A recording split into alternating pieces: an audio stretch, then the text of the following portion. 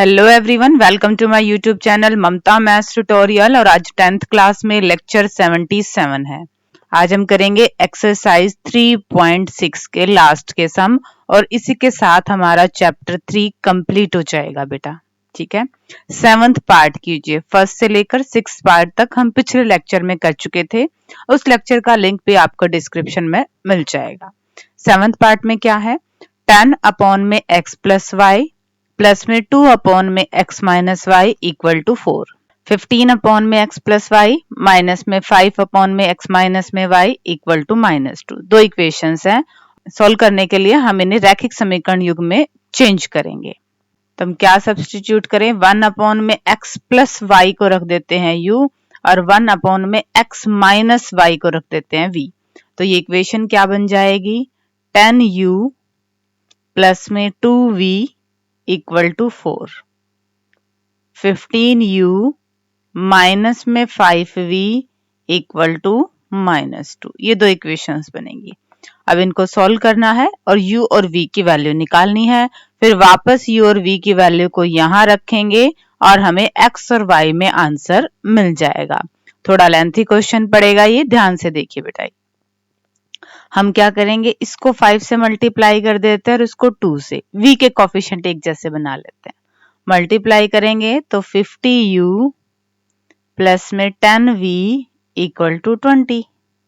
इसको 2 से गुना कर दें, 30u माइनस में 10v इक्वल टू माइनस में 4। अलग अलग निशान है, 50 और 30, ये तो हो गए 80, 20 में से 4 गए 16 और यहां से हमने निकाल ली है u की वैल्यू। क्या आ गई है, 1/5। इस u की वैल्यू को इक्वेशन 1 में रख देते हैं। 10 u की वैल्यू रख दी प्लस में 2v बराबर में 4, कैंसिल आउट हो जाएगा। 2 प्लस का है, इधर जाएगा माइनस का, 4 में से 2 गए 2 और v की वैल्यू क्या आ गई है, 1। बट हमें u और v की नहीं, हमें x और y की वैल्यू निकालनी थी। तो यहाँ वापस रख दें, क्या बनेगा, 1 अपॉन में x plus y equal to u की जगह क्या रखूं, 1/5। क्रॉस मल्टीप्लाई किया तो इक्वेशन क्या बनी, x plus y equal to 5 और यहाँ पे रखें 1 अपॉन में x minus y equal to, v की वैल्यू 1 रखी, आर पार गुना करेंगे तो दूसरी इक्वेशन क्या आ रही है, x minus y equal to 1। अब तक वाले क्वेश्चन में क्या था बेटा, यहाँ पे u और v की वैल्यू रखने से हमें सीधा x और y की वैल्यू मिल रही थी। यहाँ u और v की वैल्यू रखने से हमें फिर दो इक्वेशंस मिली हैं। कोई बात नहीं, हमें तो x और y की वैल्यू निकालनी है तो हम फिर दो इक्वेशंस को सॉल्व कर लेंगे। ये दो इक्वेशंस आई हैं, y से y कट गया, 2x 6 के बराबर और यहाँ से x की वैल्यू क्या आ गई है, 3। आगे x की वैल्यू किसी भी इक्वेशन में रख दीजिए, इसमें रख देते हैं हम, x की जगह 3 रखें तो y की वैल्यू क्या आ गई है, 2 और हमें x और y की वैल्यू ही निकालनी थी। दोबारा देखिए बेटा सारे क्वेश्चन को। हमने क्या किया, जो इक्वेशंस हमारे पास रिक्वायर्ड फॉर्म में नहीं थी उन्हें रिक्वायर्ड लीनियर इक्वेशन में लाने के लिए हमने क्या सब्स्टिट्यूट किया, 1 अपॉन में x प्लस वाई को u माना और 1 अपॉन में x माइनस वाई को v माना। u और v में चेंज हो गया, दो इक्वेशंस हमारे पास आ गई। इस टाइप की इक्वेशंस को हमें सॉल्व करना आता है और हमने u और v की वैल्यू निकाली।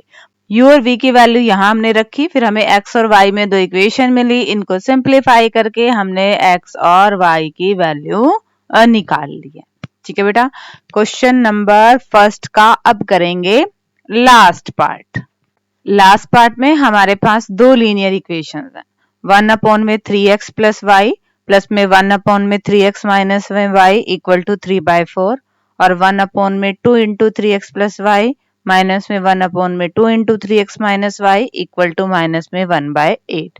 बट ये उस फॉर्म में नहीं है जिस फॉर्म में हमें चाहिए, तो हम कुछ ना कुछ सब्स्टिट्यूट रखेंगे। हम 1 अपॉन में 3x प्लस वाई को तो रख रहे हैं u और इसको रख रहे हैं हम v।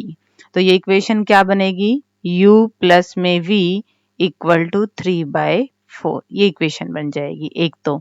और दूसरी वाली इक्वेशन क्या बनेगी, यहाँ पे u रखेंगे, इसकी जगह u/2 माइनस में v/2 इक्वल टू माइनस में 1/8। अभी भी और सिंप्लीफिकेशन हम कर सकते हैं। इस इक्वेशन को थ्रू आउट हम 4 से गुना करें तो क्या बनेगी, ये 4u प्लस में 4v बराबर में 3। और इसको थ्रू आउट किससे गुना करें, इसको गुना कर देते हैं 8 से गुना कर देते हैं, या फिर एलसीएम लेके आर पार गुना कर दो। इसको 8 से गुना करेंगे तो ये क्या बनेगा 4u, यहाँ पे भी 8 से गुना करेंगे 2 से कट जाएगा, क्या बनेगा 4v, और यहाँ पे 8 से गुना करेंगे 8 से 8 कट गया, क्या बचा माइनस में 1। यहाँ पे इस v के कोफिशिएंट ऑलरेडी बराबर हैं, अलग अलग निशान है, कट गए। 8u किसके बराबर आ गया है 2 के, और u की वैल्यू क्या आ गई है बेटा 1/4। यहाँ से हमारे पास u की वैल्यू आ चुकी है। जैसे u की वैल्यू आ गई है हम v की निकाल ले, यहाँ रख देते हैं। u की वैल्यू रखी है 1/4 प्लस में v बराबर में 3/4। 1/4 दूसरी साइड लेके जाएंगे, क्या बनेगा 2/4, कैंसिल आउट होके क्या आ गया 1/2। ये आ गया हमारे पास v की वैल्यू। बट हमें तो किसकी चाहिए थी, x और y की चाहिए थी, तो यहाँ हम रख दें इन वैल्यूज को। क्या बनेगा, u की जगह रखो 1/4, आर पार गुना करेंगे, इक्वेशन क्या आएगी 3x प्लस y बराबर में 4। v की जगह रखें 1/2, आर पार गुना करते हैं, इक्वेशन क्या बनेगी 3x माइनस y बराबर में 2। दोनों इक्वेशन को सोल्व कर लो, y से y कट गया, 6x बराबर में 6, तो x की वैल्यू क्या आ गई है 1। x की वैल्यू को किसी भी इक्वेशन में रख दो, यहां रख देते हैं 3 प्लस में y बराबर में 4, और y की वैल्यू भी क्या आ गई है 1, और यही हमारा आंसर आ गया। ठीक है बेटा, दोबारा देखिए, हमने गिवन लीनियर इक्वेशंस में से कुछ सब्स्टिट्यूट किया ताकि हमारे पास वो रिक्वायर्ड फॉर्म में आ गई हैं। दो इक्वेशंस को सॉल्व करना हमें आता है, हमने u और v की वैल्यू निकाल ली है एलिमिनेशन मेथड से, विलोपन विधि का यूज करके।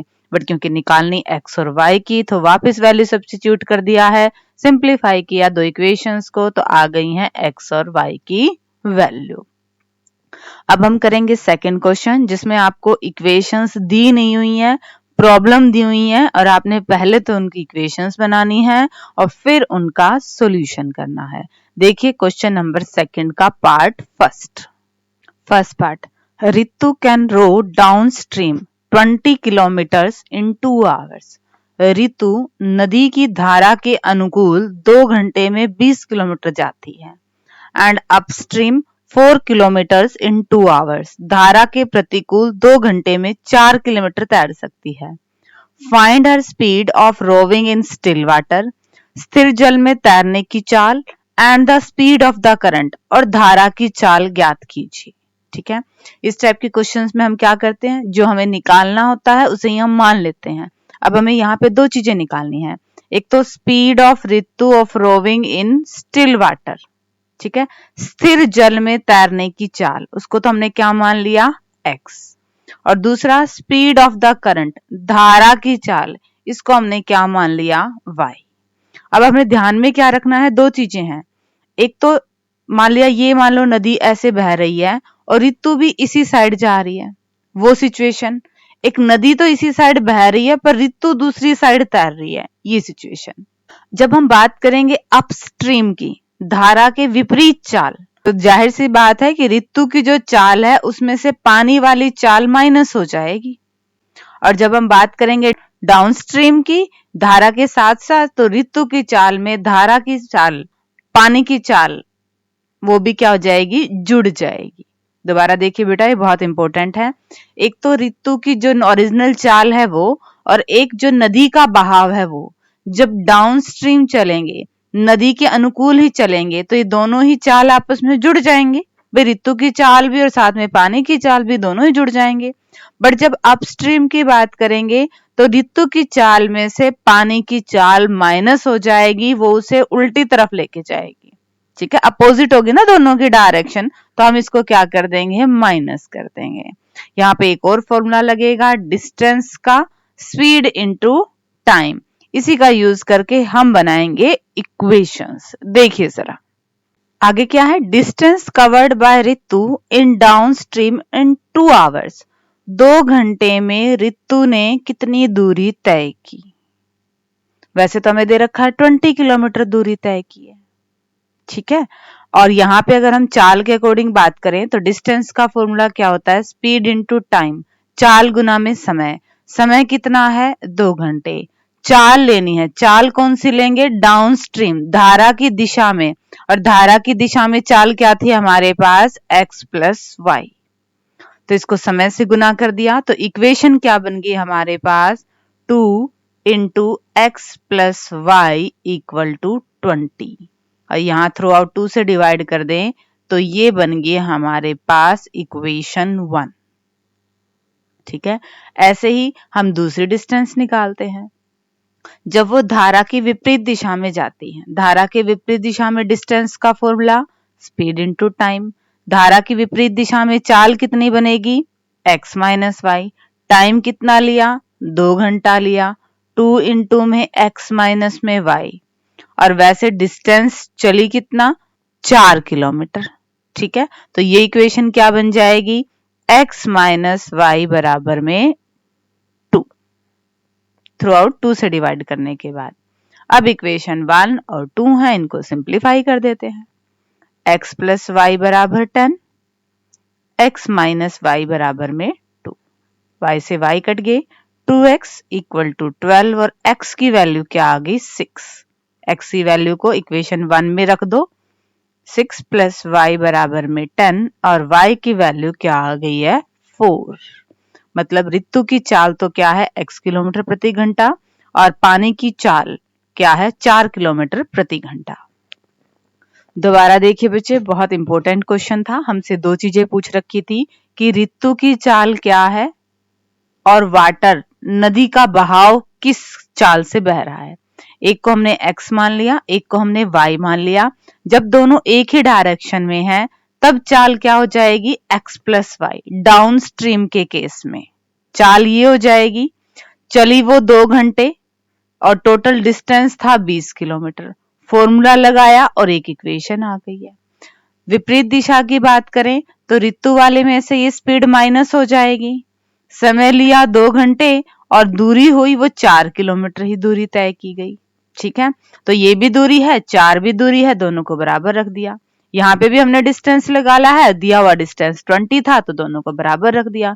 जैसे 2 इक्वेशन बन गई, इनको सॉल्व करके x और y की वैल्यू निकाल ली है, ठीक है बेटा। सेकंड पार्ट में देखते हैं अब क्या प्रॉब्लम दे रखी है।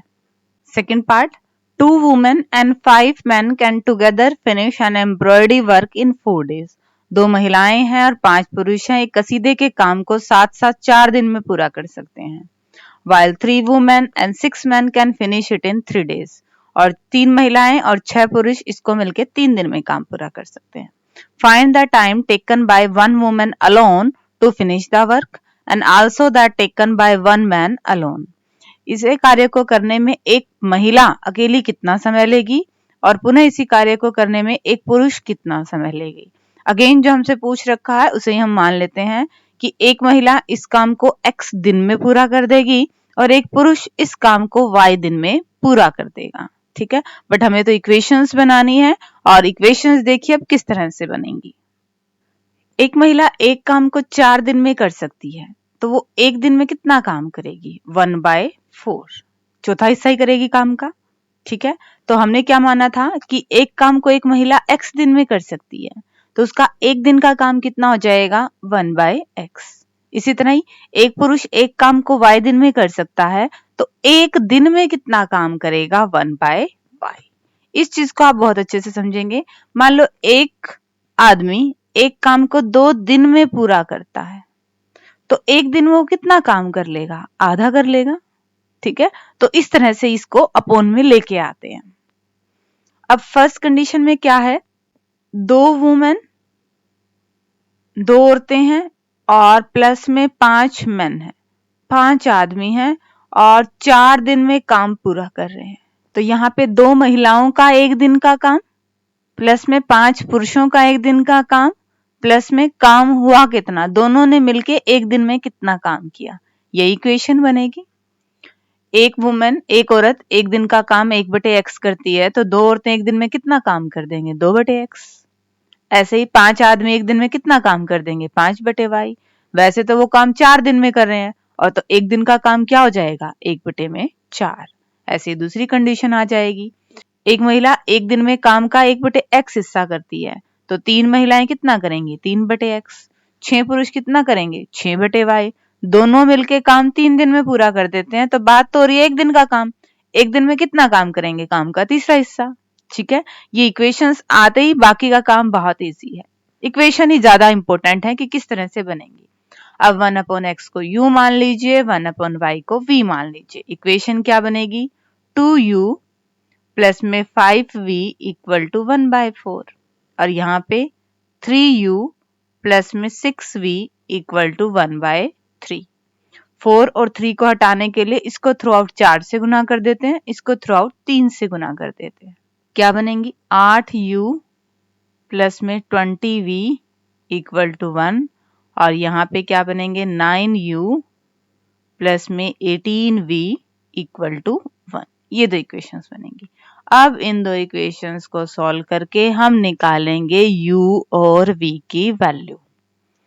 इसको 9 से गुना कर देती हूँ और इसको 8 से गुना कर देती हूँ। 9 8 72u, 180v इक्वल टू 9। 8 से गुना करेंगे, 72u, 18 और 8 144v इक्वल टू 8। माइनस कर देंगे, घटाएंगे, ये बनेगा 36v। यहाँ पे एक v की वैल्यू आ गई है। ठीक है, v की वैल्यू इसमें किसी भी इक्वेशन में रख देंगे, यहाँ रख दें 9u प्लस में v की जगह 1/36 रखेंगे, तो ये तो कट जाएगी, 1/2। 1/2 इधर जाएगा, 1/2। हमें तो u की वैल्यू निकालनी है, ये क्या आएगी, 1/18। नो मल्टीप्लाई में ना इधर आके डिवाइड में हो जाएगा। u और v की वैल्यू आ गई है, बट हमें तो किसकी निकालनी थी, x और y की, तो हम यहाँ वैल्यूज को रख देंगे। 1/x बराबर में 1/18। x की वैल्यू आ गई है 18, और यहाँ पे 1/y इक्वल टू 1/36। y की वैल्यू आ गई है 36। एक महिला उस काम को 18 दिन में करेगी और एक पुरुष उस काम को 36 दिन में करेगा। दोबारा देखिए बच्चे, हमें एक कंडीशन दी हुई थी कि 2 महिलाएं और 5 पुरुष एक काम को 4 दिन में पूरा करती हैं, और 3 महिलाएं और 6 पुरुष एक काम को 3 दिन में पूरा करते हैं। अब सबको काम में कन्वर्ट कर देते हैं। एक महिला एक दिन में 1/x काम करती है, तो 2 महिलाएं एक दिन में कितना काम करेंगी, 2/x। एक पुरुष एक दिन में 1/y काम करता है, तो 5 पुरुष एक दिन में कितना काम करेंगे, 5/y।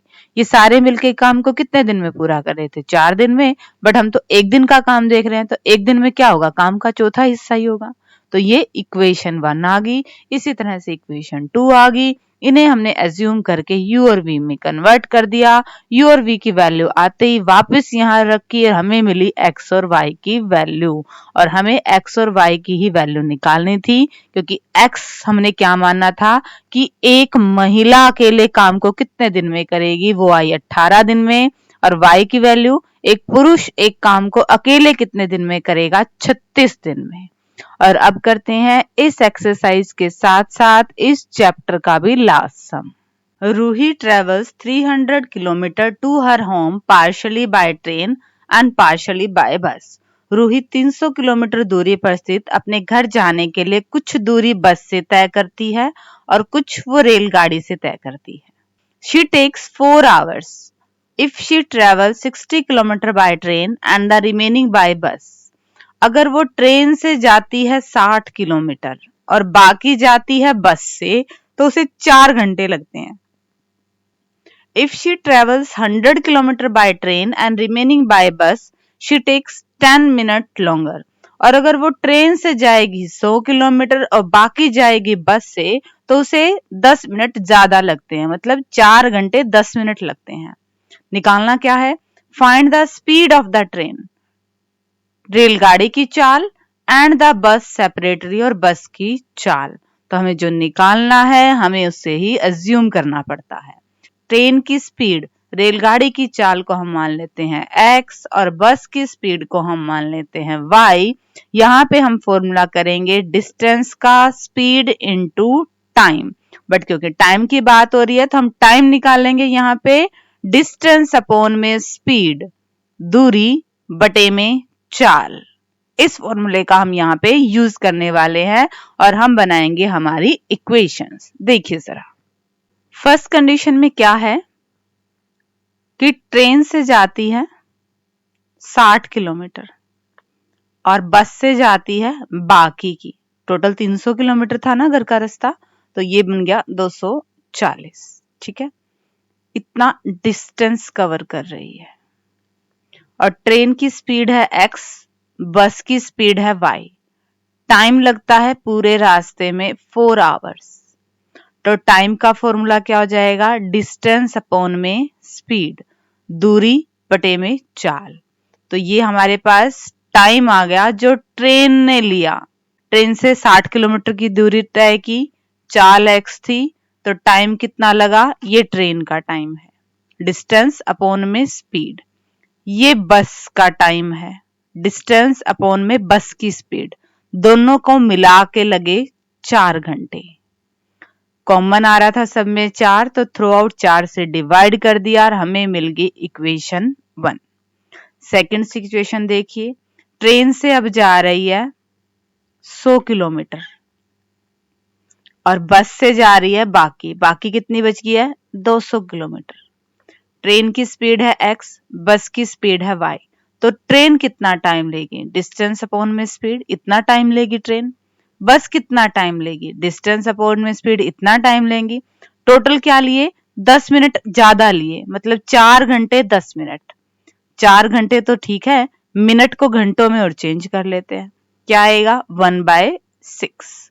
6 चौक 24 और 1 25/6 हो गया। ये किसके बराबर आ गया, 25/6 के बराबर आ गया। थ्रू आउट हमारे पास क्या कॉमन आ रहा है, 25 ही कॉमन आ रहा था, तो 25 से इसको भाग कर दिया। क्या इक्वेशन बनेगी, 4/x प्लस में 8/y बराबर में 1/6। 6 को भी हटाना पड़ेगा हमें, थ्रू आउट 6 से गुना करें, क्या आएगा 24x plus 8 6 48y equal to 1। ठीक है, ये आ गया हमारे पास इक्वेशन 2। अब ये बाकी क्वेश्चंस की तरह बन गए हैं, हम 1/x को रख देंगे u और 1/y को रख देंगे v। तो इक्वेशन क्या बन जाएगी, 15u प्लस में 60v बराबर में 1, और दूसरी इक्वेशन 24u प्लस में 48v बराबर में 1, ये आ जाएंगी। इनको हम सोल्व कर लेंगे किसी भी मेथड से। ठीक है, इनको सोल्व करके भी देखते हैं, बट पहले ये वाला चीज दोबारा समझ लीजिए। हमारे पास 2 व्हीकल थे, ट्रेन और बस, और हमें निकालनी थी उनकी स्पीड, चाल। तो ट्रेन वाली स्पीड को हमने मान लिया x, बस वाली स्पीड को हमने मान लिया y। कंडीशन क्या दे रखी है, अगर रूही ट्रेन से जाती है 60 किलोमीटर, बस से जाती है 240, तो उसे लगता है टाइम 4 घंटे। अब टाइम का फॉर्मूला होता है डिस्टेंस अपॉन में स्पीड, दूरी बटे में चाल। दूरी जो ट्रेन से निकाली और ट्रेन की ही चाल, ये हो गया ट्रेन का टाइम, और ये हो गया जो टाइम बस ने लिया। टोटल लगे उसे 4 घंटे। आगे इक्वेशन 1। सेम काम दूसरी तरफ, ये हुआ जो टाइम ट्रेन ने लिया, ट्रेन से 100 किलोमीटर गई, और ये हो गया जो टाइम बस ने लिया, बस से 200 किलोमीटर गई है। अब दोनों को मिलाया तो 4 घंटे 10 मिनट, मिनट को घंटों में चेंज कर लिया, और ये बन गया आपके पास 25/6। इक्वेशंस को सिंप्लीफाई किया, 1/x को u और 1/y को रखा v। हम चाहें तो यहाँ पे elimination method, substitution method, cross multiplication method, जो हमें मेथड सही लगता है उस मेथड से इसे सॉल्व कर लेते हैं। बाकी क्वेश्चंस हमने एलिमिनेशन मेथड, विलोपन विधि से किए हैं। इस क्वेश्चन को हमने क्रॉस मल्टीप्लिकेशन मेथड से करके दिखाया है। देखिए जरा आगे का कैलकुलेशन पार्ट। ये इक्वेशंस थी हमारे पास। क्रॉस मल्टीप्लिकेशन मेथड के लिए हमें इक्वेशन को ax plus by plus c equal to 0 इस फॉर्म में लाना है, तो इक्वल टू 0 की फॉर्म में ले आए। यहाँ पे u v है, x और y ना होके, तो u v और 1, पहले b1 b2 फिर c1 c2 फिर A1 A2 और फिर दोबारा से B1 B2 ऐसे रखते थे हम।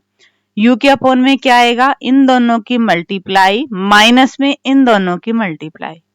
V के नीचे क्या आएगा, इन दोनों की मल्टीप्लाई माइनस में इन दोनों की मल्टीप्लाई। और 1 के नीचे क्या आएगा, इन दोनों की मल्टीप्लाई माइनस में इन दोनों की मल्टीप्लाई। सोल्व कर लिया। फर्स्ट और थर्ड से क्रॉस मल्टीप्लाई करेंगे और हमें मिलेगी U की वैल्यू। सेकंड और थर्ड से हमें मिलेगी V की वैल्यू। निकालते हैं, देखिए इन दोनों को बराबर करें। U अपॉन में माइनस में 12 इक्वल टू 1 अपॉन में माइनस में 720। U की वैल्यू 12 डिवाइड में है, इधर जाएगा मल्टीप्लाई में, 12 से काट दें। U की वैल्यू क्या आ गया, 1/60। यहां से V की वैल्यू निकाले। V की वैल्यू क्या आ गई है, माइनस में 9 अपॉन में माइनस 720। यहाँ पे ये मत सोचना कि माइनस का है तो इधर आके प्लस का हो जाएगा, नहीं, ये डिवाइड में है, भाग में है, इधर आएगा तो गुना में होएगा। माइनस से माइनस कट गए, 9 से काटे तो क्या आ गई V की वैल्यू 1/80। बट हमें U और V की नहीं निकालनी थी, हमें X और Y की निकालनी थी। तो 1 अपॉन X किसके बराबर था, U के, यहां से आ गई है X की वैल्यू। 1 अपॉन Y किसके बराबर था, V के, यहां से Y की वैल्यू आ गई है। हमें X और Y की वैल्यू निकालनी थी। X क्या थी, ट्रेन की स्पीड, वो क्या है 60 किलोमीटर प्रति घंटा। Y क्या था, बस की स्पीड, वो क्या आएगी 80 किलोमीटर प्रति घंटा। ये क्रॉस मल्टीप्लिकेशन मेथड से था, आप एलिमिनेशन मेथड से भी निकाल सकते हैं। ठीक है, ऐसा कोई हार्ड एंड फास्ट रूल नहीं है कि आपने यही मेथड लगाना है। आपको जो इजी लगता है उस मेथड से आप सोल्व कर सकते हैं। कब तक, जब तक कि क्वेश्चन में आपके पास विधि का नाम नहीं दे रखा कि इसी से निकालिए। तो इसी के साथ हमारे एक्सरसाइज 3.6 और साथ साथ चैप्टर 3 भी कंप्लीट होता है। होप कि आपको ये क्वेश्चन समझ में आ गए होंगे। डिस्क्रिप्शन में से ये नोट्स ले लीजिएगा और आगे सिलेबस करने के लिए चैनल से जुड़े रहिए। Thank you for watching my video.